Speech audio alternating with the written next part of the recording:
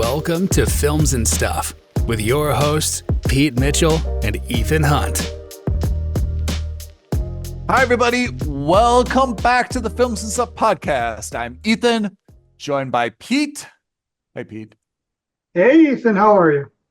I'm great. It is the 2nd of May, which means summer is in season. We don't go by solstice. We don't go by the moon. It's not a lunar calendar for us. We go by the Hollywood calendar. We go by the Hollywood calendar, and the calendar has said, as of 2 days ago, it is summer blockbuster season. And as we do every summer, we have the Films and Stuff Predicties.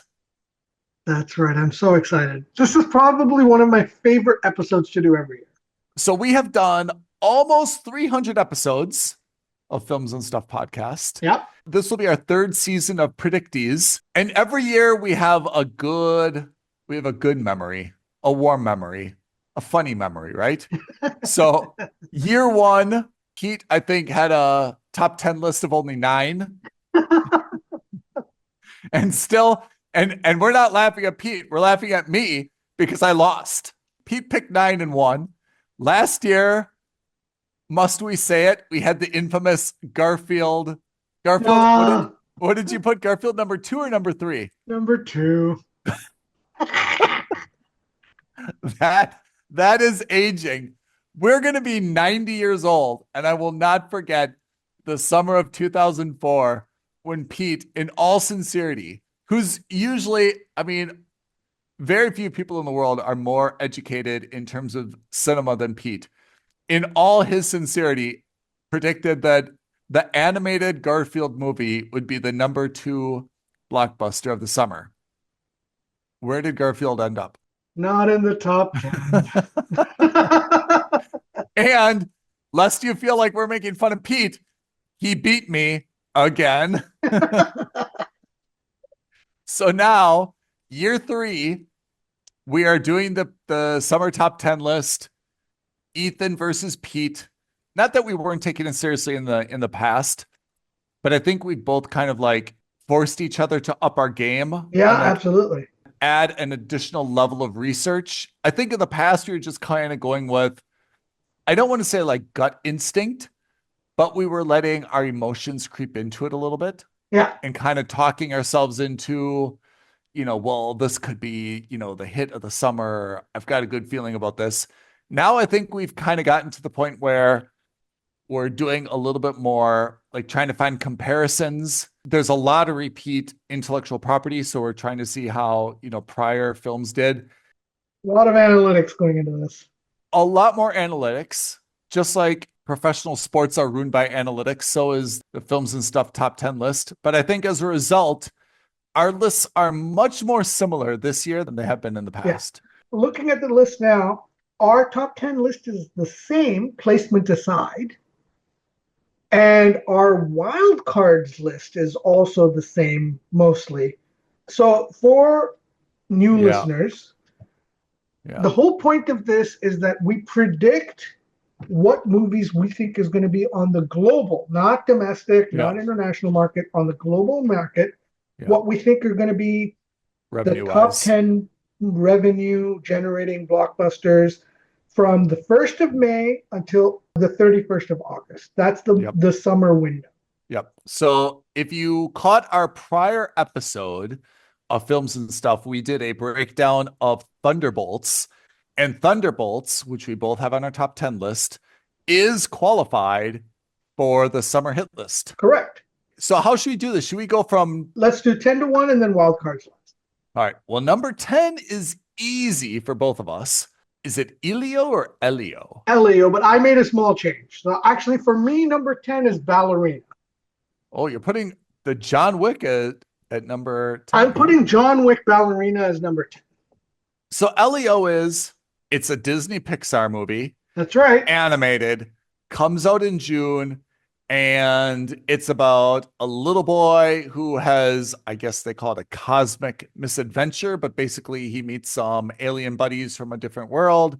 It's an original intellectual property. It's not It's not a sequel, but it seems to be getting pretty good coverage, and it's Disney Pixar.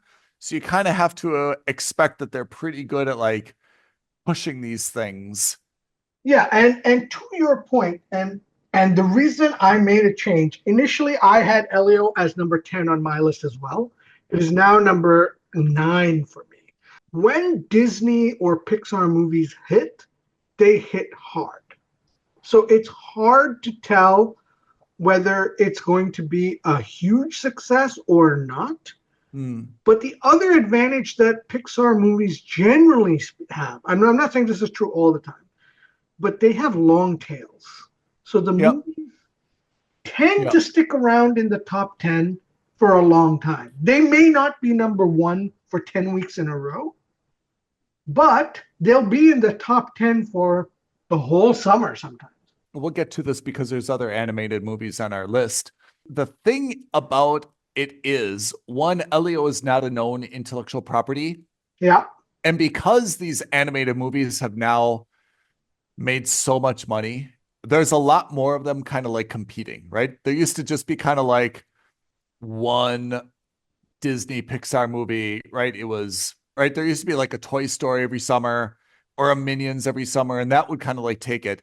Now there's like 2 or 3 competing. So I assume they're going to like cannibalize each other, or there's going to be one runaway winner. So we've both got Elio at, I've got it at 10. You've got it at 9. Yeah. And my number 10 movie is, the title is the most ridiculous title in the world. From the world of John Wick, Ballerina. Just call it Ballerina, call it a day. And I know why they did that. They did that because had to do it, if you don't have John Wick in there, no one is going to go in to watch a movie called Ballerina. Your dad and my dad, they're not even going to look it up online because they're old school. They're going to open up the newspaper.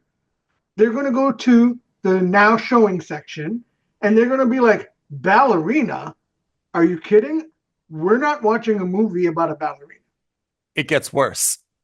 You're going to have all these moms with like these little girls going in, right? Right. And they're going to be like scarred for life by seeing like all these like brutal assassinations. So now, the reason I put Ballerina relatively low, even though it's a part of the John Wick universe, it's a new character, it's a new protagonist. We don't know how the reception is going to be. Now, the John Wick movies have generally done very well. I think the last movie, made something like in the region of $400 million or $500 million globally. Very good numbers. But do I think Ana de Armas can make that in a John Wick movie? To be determined. I mean, I've got it at 7. Yeah. So not dramatically higher than you. I think in a summer where there is not a hardcore action movie, this is kind of filling that void. Yeah. And that's why I put it there. But I agree with you that it's got a ceiling. And I think the fact that it's got John Wick in it, and people generally like Ana de Armas. Yeah. So I think to be honest, my 7 is the ceiling. I would not expect it to be any higher than that. Yeah. So we should talk about this. I say this every year, but this year in particular, I was almost tempted to just make my top 10 list a top 8 list, because honestly, number 9 and number 10, Elio and Ballerina, I was so unconfident in.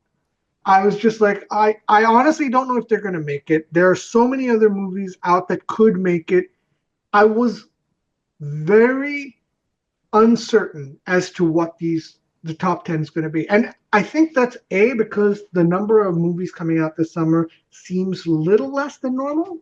Yeah. And B, also, I'm just not that confident in the movies that are coming out once you go past the first 7 or 8 movies that are on this list. I mean, we feel like that every year, though. And the same thing with my wild cards. What's your number 9? My number 9 is Lilo and Stitch. All right. Lilo and Stitch, huh? Which is very much playing on the Elio, which I had at number 10. I think that these two, I mean, Lilo and Stitch, I think is a little bit more of a known intellectual property. It's also a Disney movie. Yeah. So I feel like these two movies are going to probably like compete with each other a little bit, but I assume that these are going to cannibalize each other. I mean, that's why I put these as 9 and 10. I think they're both going to get a lot of traffic, but I think they're going to cannibalize each other a little bit.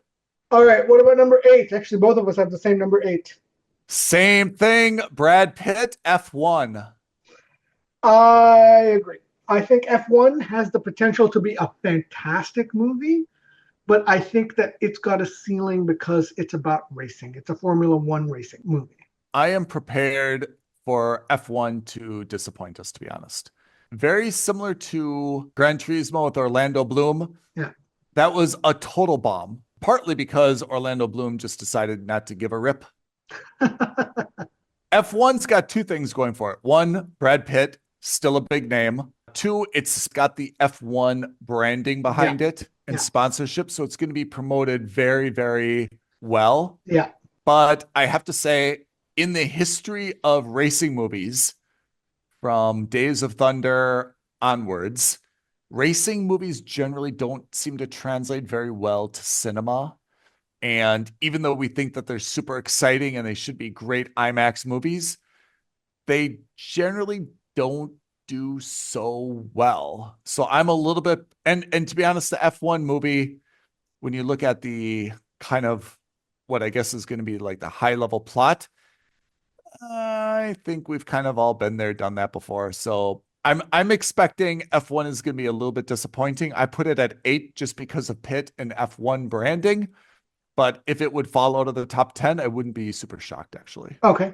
I've got high hopes on it. I think because it's got the F1 backing, I think it'll do better internationally than domestically. Feel the same way. Okay, number 7. 7 for me is easy. It's Ballerina. I've got something that probably is shocking for you. I've got Mission Impossible 8, Final Reckoning. That's low. I mean, that's really low. We'll see what you've got above it, but I have to say, given that it's summer blockbuster, Tom Cruise, Mission Impossible, like compared to F1, if it's date night and you've got to see Mission Impossible 8 or Formula One, where do most dates gravitate? I think Mission Impossible. Yeah, maybe if you and I were dating, but I think your girlfriend would probably want to go to see F1 over Mission Impossible. I'll test that hypothesis, but I kind of think the opposite. I get what you're saying, which is Brad Pitt is a bigger sex symbol draw than Tom Cruise, and that's an argument. But I would say that generally no girl wants to see a car racing movie. Right. Like I think generally they'll be like, oh, a movie about car racing? No.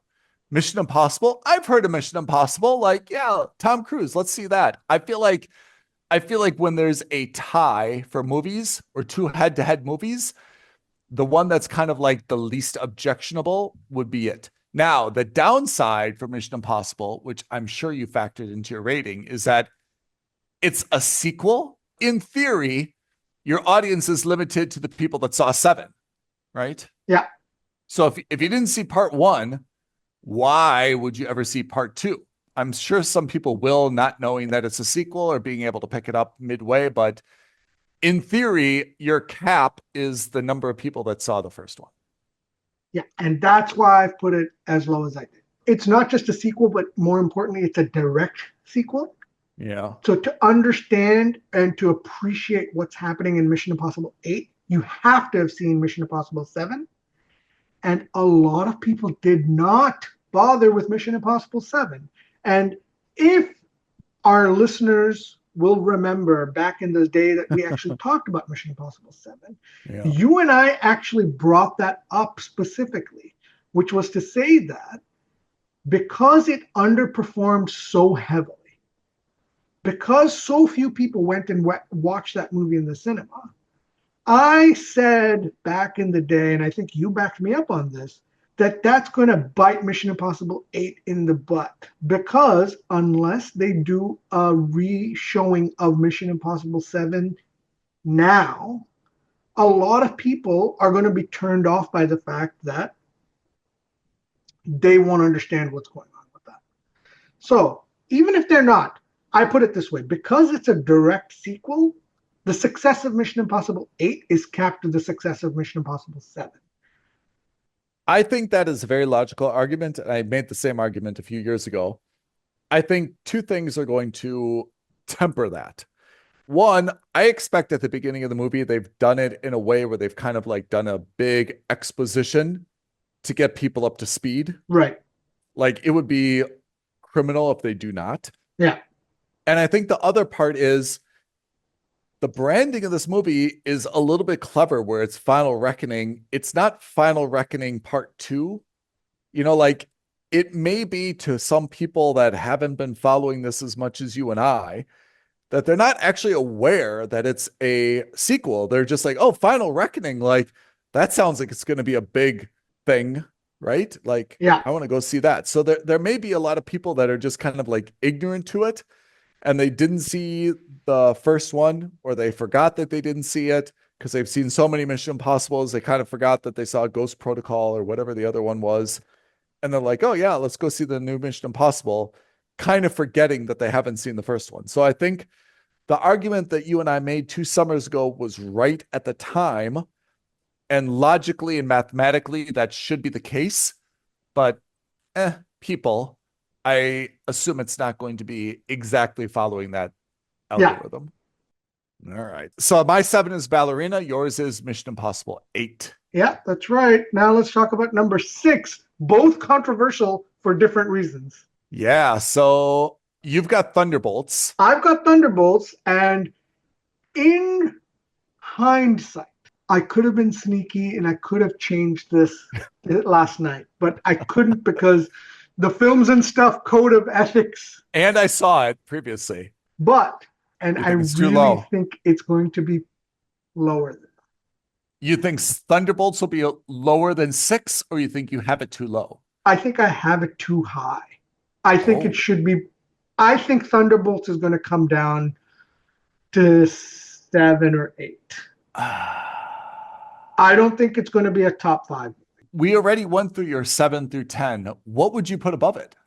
I'd put Mission Impossible above Thunderbolts. So one movie? Honestly, I'd probably put Mission Impossible and F1 above it. But worst case scenario, just Mission Impossible. Like, I think this is either a 7 or an 8. I feel like it's going to underperform. What's your number 6? My number 6 is Superman. Ooh. And this is our first bit. Everything else we've got pretty similar. I mean, I don't think this is low. I mean, 6 is a good movie for the summer, but yeah. I think it's low compared to you because it's a new Superman. Yeah. I don't even know his name. You don't know his name. David Gordon Sweat. Okay. You know his name. And he's not been in anything else that I know of. I'm sure you know him from some obscure. I don't either, to be honest. Something. I mean, I thought you were going to say like, oh, I saw him on this one-man show in Broadway. And he did this. Yeah, he did a commercial for Snickers. Yeah, exactly. Yeah, 6 years ago. 6 years ago, he did a Spanish commercial for Snickers. What do you mean you haven't? What do you mean you've never heard of him before? I've been following him ever since that Spanish Snickers commercial. So I haven't heard the guy before. I even after you told me his name, I'm not sure if I know it. It sounded like David Cornett. Despite Superman being a globally strong intellectual property, as a movie character, I feel like it's historically underperformed. Now there's a reboot. Not enough people saw the old Supermans, I think, to even give a rip about the new Supermans. And maybe I'm wrong, but I have not seen it like pushed in my face at every opportunity. Maybe that will happen closer to when it's released. Yeah. But that's how I feel about Superman, is that it's a strong global IP. Everyone knows Superman. I mean, he's, to be honest, one of the more probably well-regarded superheroes. He's definitely a class, or, you know, like an A-list actor, if we classified superheroes like that. But in terms of people being interested in this movie with this new guy, when, to be honest, everyone kind of knows his story, and I don't think it's going to be this extraordinarily popular summer blockbuster. Okay. We're in the top 5 now, my friend. Top 5, and I think, I mean, 1 through 6 is more or less the same for us, just in different positioning, more or less. 5, I've got Thunderbolts, not so far off from your number 6. I mean, again, having seen Thunderbolts, I would not say it's a top 5 movie, and I'd be willing to drop it, but I really can't see where I would drop it on this list. Again, Yeah. maybe I drop it to 6 and put Superman above it. It's a Marvel movie, right? And Marvel movies, Yeah. even the bad ones, do Still well. do well. That's right.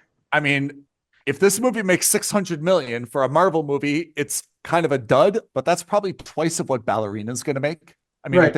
I think the best John Wick only made like 400 million. 5 or 6 is probably the right place for it, but having seen it yesterday, I'm a little bit underwhelmed by it. Your 5 is? My number 5 is How to Train Your Dragon. Yep. That is the live action remake of the original cartoon that came out, I don't know, maybe a decade ago. That's right. I think this movie is going to do incredibly well. Yeah. Because like Lilo and Stitch, I think we are now getting to the point where the people who saw this as young adults, like not young adults, as children, Kids. Yeah. are now old enough where they probably have their own kids. And so it'll be a blast from the past or a nostalgia hit for those new parents, as well as a way to take their own children to see this movie. Look, I'm going to reveal my number 4, which is the same How to Train Your Dragon. Yeah. I've got it 4. You've got it 5. Largely the same reasons. Yeah. Exactly. I think when you're talking about a ranking in this list, generally speaking, when we're only 1 apart, that's just luck of the draw. Yeah. I agree. My number 4 is Fantastic Four First Steps. Are you confident in your 4? Or would you like to move it up? No, I'm confident. Really? Yeah, I'm relatively speaking confident. My top 5, I'm relatively confident on. Okay. All right. So that's 4. Number 3, I've got Mission Impossible Final Reckoning. Yep. Again, I mean, I'm banking on the Cruise effect. I'm banking on the Mission Impossible effect. I mean, I can see some arguments for putting How to Train Your Dragon ahead of it. Honestly, maybe Lilo and Stitch ahead of it. Maybe Elio ahead of it. But in terms of going with what I know, I think that Mission Impossible is probably the right place at number 3. But that's a difference between us. That's I think a big difference between us is that's one of the big ones, which is and Fantastic Four as well. So again, Lilo and Stitch is my number 3. I think it's the nostalgia factor. Lilo and Stitch did really well as a cartoon movie 20 years ago. I think those people who are going to watch it now will have their own kids as well. I think there's going to be a lot of upside for them. Mm-hmm. I will caveat me putting Fantastic Four First Steps as number 4. I think that in any given summer, if these top 3 movies weren't in the cinema, I think Fantastic Four would also be a top 3 movie. But I think because the strength of the blockbusters in positions 1 through 5 are so strong, like normally our 1, 2, and 3, every year we've done this, has always been the same 3 movies, just in different positions, right? Garfield. Except for Garfield. But this year, I think the difference is slightly. I will never live this down. On my gravestone. Nor should you. From a guy who spotted the future Superman in a Spanish Snickers commercial. The fact that you thought, with all your cinematic brain power and expertise, that Garfield was going to be number 2. I just I really thought that Chris Pratt was going to pull off another. Something happened to you that day. I don't know what it was that you ate, or like you must have like saw like a sympathetic kitten like get rescued or something. But the fact that you put Garfield number 2, it not only mucked up your thing, it screwed up our analytics like forever. We're never going to be able to figure it out, like it'll be an outlier. Okay, number 3, I put Lilo and Stitch. Number 2, I put Jurassic World Rebirth. Yeah. As much as I'm yawning over another Jurassic, it has intellectual property, and in a summer where people need to go see something, they will go see it. Yeah. But I have to say, I don't know. Scarlett Johansson stars in it. Yeah. I say this every year about Jurassic, and I'm always proved wrong, but I have to say, I'm not personally enthusiastic about this movie. I think that it's got the branding and people do know Scarlett Johansson. Look, I'm with you on one thing. I think the Jurassic World movies have been horrible. Yeah.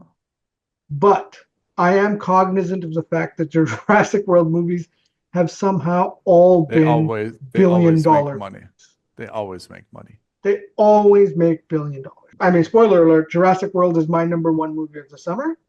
I think of it this way. If there's going to be any movie on this top 10 that has a chance of making $1 billion, it's Jurassic World Rebirth. Oh, I'm really surprised. You don't think okay, fine. What's your number two? No. The point is this. I know what you're asking because my number two movie is Superman. Yeah. Right? And your number one movie is Fantastic Four. Let's talk about our top twos. Why do you think Superman's going to perform so well? I think that, first of all, it's James Gunn, who has a lot of cultural capital in the superhero world right now, and a lot of positive cultural capital. Guardians of the Galaxy's movies all did phenomenally well. Yeah. Everyone is excited to see what the DC universe has going for it. I'm hesitant because I also think that James Gunn has the tendency to kind of go over the top in the weird factor more than he's interested in. I think he's more interested in making movies he's interested in than what would I think be commercially successful. Yeah. Right? Like Creature Commandos, for example. Peacemaker. Right? Peacemaker, all these crazy things. But having said that, he is a very talented filmmaker. He is a comic book fan. Do I think he's going to do too much with Superman? I think so. I think he's going to try to add like 30 characters in there that shouldn't be in there. I don't think he's going to be as focused on Superman as he should be. Do I think that's going to hurt the movie? I think critically, yes. I think financially, no. I mean, I guess this is one of those things that in hindsight, it's going to prove me like right or wrong. But right now, I guess I just don't see all the things you said about James Gunn are true. I guess I just don't see in this world the appetite to go see an unknown Superman in a story that is largely known and a character that historically has been largely met with a shrug. Like, I don't know what has changed about this Superman. I think Superman has been seen as a shrug only because Zack Snyder made it that way. I think that way speaking, if you look at it that way, everyone was very happy with Henry Cavill as Superman, but everyone hated Superman in Zack Snyder's world. I think Christopher Reeve's Superman stands up to date as one of the best superhero movies of all time.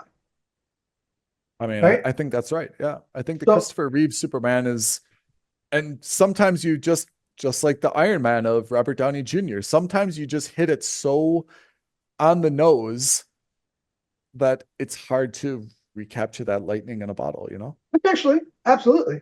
But I somehow just get the feeling like this movie is going to do incredibly well because it's Superman. I think people love the character.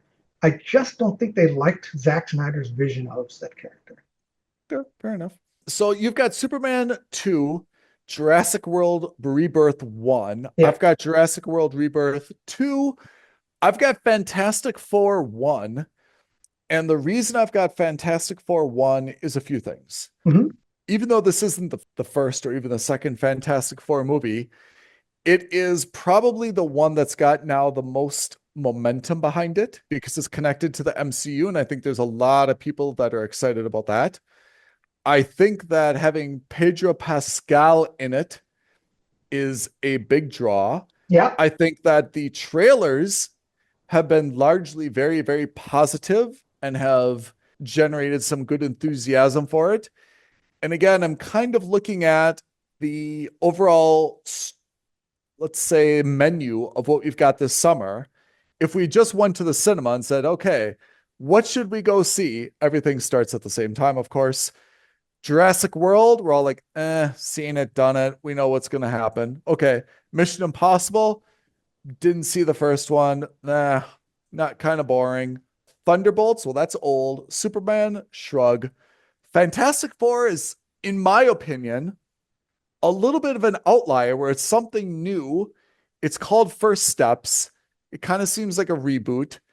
It's based in what looks to be kind of like the 60s or 70s in a very fun, whimsical environment. I feel like this is, and MCU movies always generally do very, very, very well. So I could see this, being the $1 billion movie of the summer. Jurassic World having its always steady, performance. My logic was that Jurassic World is going to make $1 billion. Deserve it or not? I don't think it's deserved. But like every year they've come close or they've crossed $1 billion. Yeah. If Jurassic World is going to make $1 billion, what movie on this list is going to make more than that? Yeah. And I have a hard time thinking that Fantastic Four First Steps is going to make more than $1 billion. I have a hard time believing Superman is going to make $1 billion.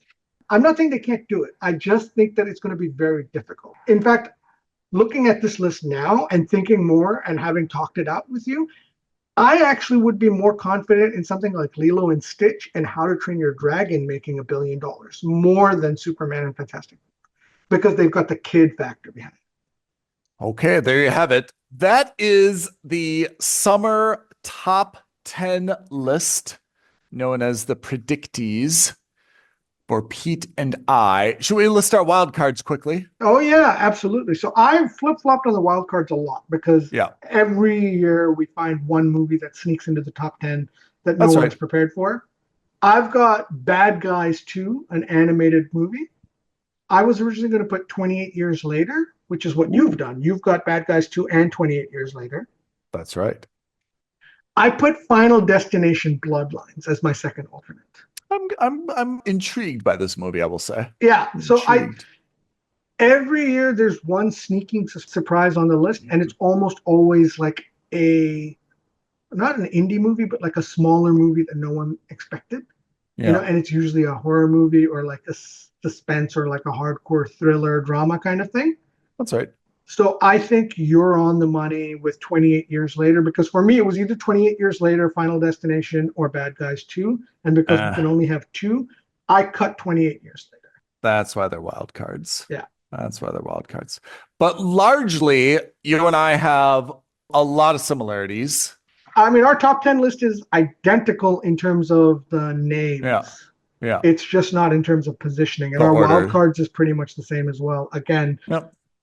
I think where Superman falls, I think is going to determine who wins this. That is the biggest difference. Superman and Mission Impossible basically flip-flop between you and I. Those are going to be the two that determine who wins this. Yeah, well, it has to. It's all going to come down to placement, right? Because we've got the same movies in the top 10. Our points total should be the same. Should be. Pete, before we wrap up and say goodbye, do you want to read off our YouTube social media creds so that people can, I assume we are going to get a lot of feedback and comments. Yes. Send us your top 10 lists. Let's compare. We'd love to have that comparison. Tweet at us at FNS Podcast. DM us on Instagram at Films and Stuff Podcast. But the best thing you can do is put in your lists on a comment below. Like this video, hit the subscribe button, and definitely don't forget to hit that notification bell. We appreciate it. And we will be back first week of September. We'll tally up the points and see if Pete can have a three-peat or if I will finally knock him off his perch. That's right. My high horse. The high horse. All right, Pete, thank you for your time. Listeners, thank you for tuning in to this episode of the Films and Stuff Podcast. We will see you next week, same time. Thanks, everyone. Thanks, Ethan. Thanks, everyone. Bye now. Thank you for listening to another episode of Films and Stuff. If you haven't already, please subscribe and review on Apple Podcasts, Spotify, or wherever podcasts are downloaded. Films and Stuff. There is no substitute.